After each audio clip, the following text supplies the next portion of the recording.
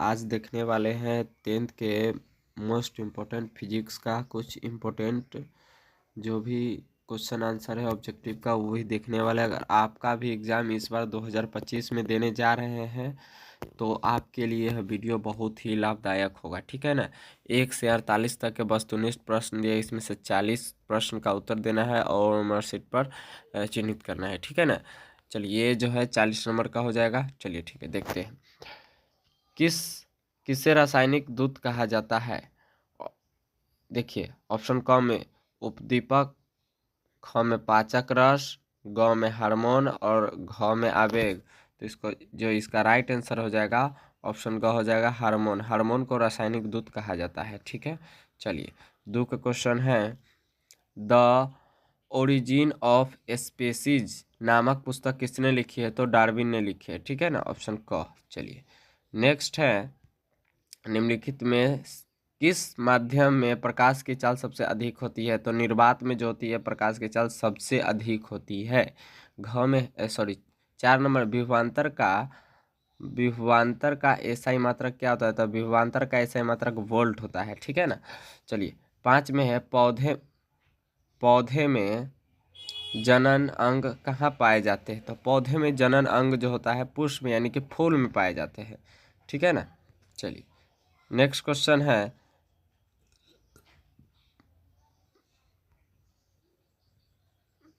Medal ने अपने आनुवांशिकी प्रयोग हेतु किस पौधे का उपयोग किया था? तो ये जो है मटर का उपयोग किया था, ठीक है ना। चलिए 7 में है, पारिस्थितिक तंत्र में ऊर्जा का प्रवाह किस दशा में होता है? तो ये जो हो जाएगा एक दिशीय हो जाएगा, ठीक है ना। चलिए नेक्स्ट क्वेश्चन के बारी आती, ओजोन परत पाया जाता है। तो ओजोन परत जो पाया जाता है वो वायुमंडल के ऊपरी सतह में पाया जाता है, ठीक है। चलिए आगे है, निम्नलिखित में किस धातु से सोलर सेल बना होता है? तो जो सिलिकॉन से सोलर सेल बना होता है, ठीक है ना। चलिए निम्नलिखित में कौन लवण है? तो ई जो हो जाएगा K2SO4 हो जाएगा, ये लवण है, समझ में आया। चलिए निम्नलिखित में से सबसे भारी धातु कौन है? तो निम्नलिखित में सबसे भारी धातु होती है यूरेनियम, ठीक है, ऑप्शन ख।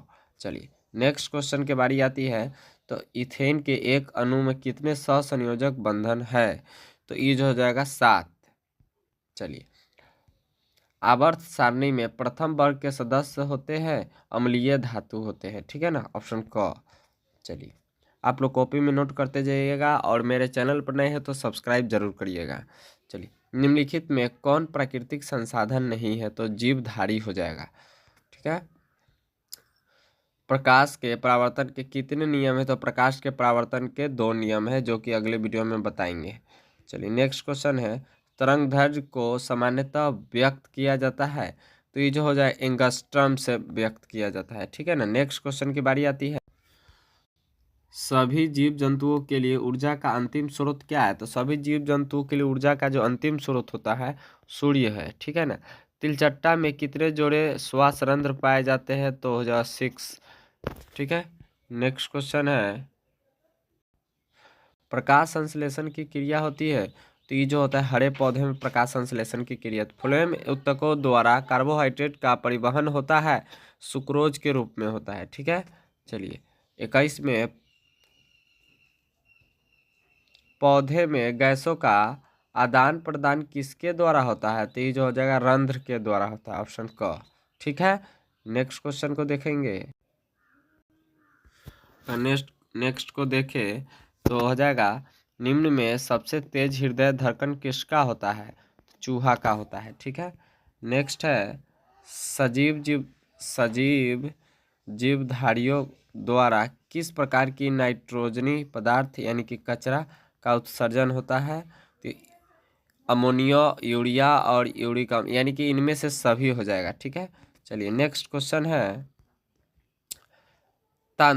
तंत्रिका तंत्र की रचनात्मक एवं क्रियात्मक इकाई को क्या कहा जाता है? तो न्यूरॉन कहा जाता है, ठीक है। नेक्स्ट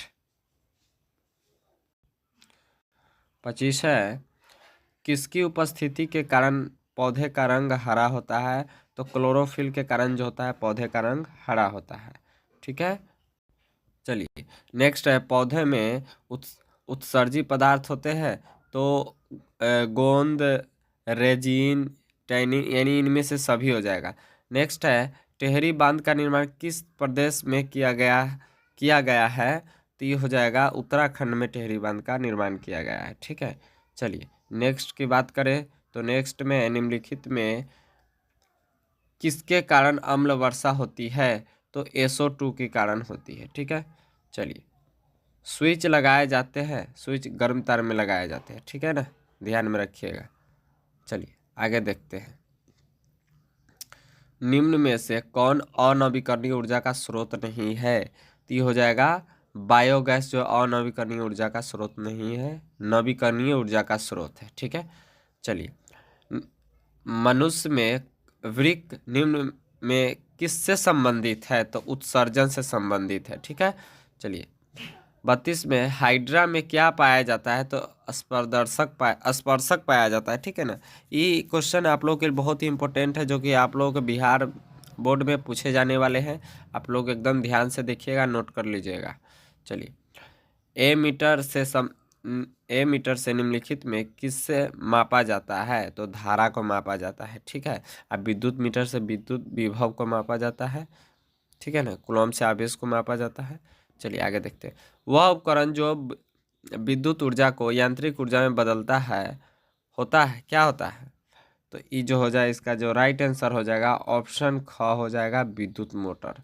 यांत्रिक ऊर्जा को विद्युत ऊर्जा में विद्युत ऊर्जा को यांत्रिक ऊर्जा में बदलता है, उसको विद्युत मोटर बोलते हैं। और यांत्रिक ऊर्जा को विद्युत ऊर्जा में बदलता है, इसको जनरेटर भी बोल सकते हैं। ठीक है ना, चलिए नेक्स्ट क्वेश्चन देखते हैं, दर्पण का सूत्र होता है, तो दर्पण का सूत्र होता है 1/f बराबर 1/v प्लस 1/u, ऑप्शन क हो जाएगा। ठीक है, 36 है, निकट दृष्टि दोष को निम्नलिखित में किस लेंस द्वारा हटाया जाता है? तो ये जो हो जाएगा अवतल लेंस द्वारा हटाया जाता है।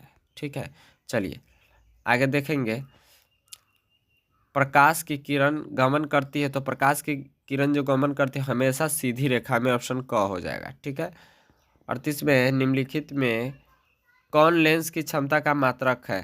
तो ये हो जाएगा डायोप्टर। लेंस की क्षमता का मात्रक जो होता है डायोप्टर होता है। ठीक है, 39 में किस रंग का विचलन न्यूनतम होता है?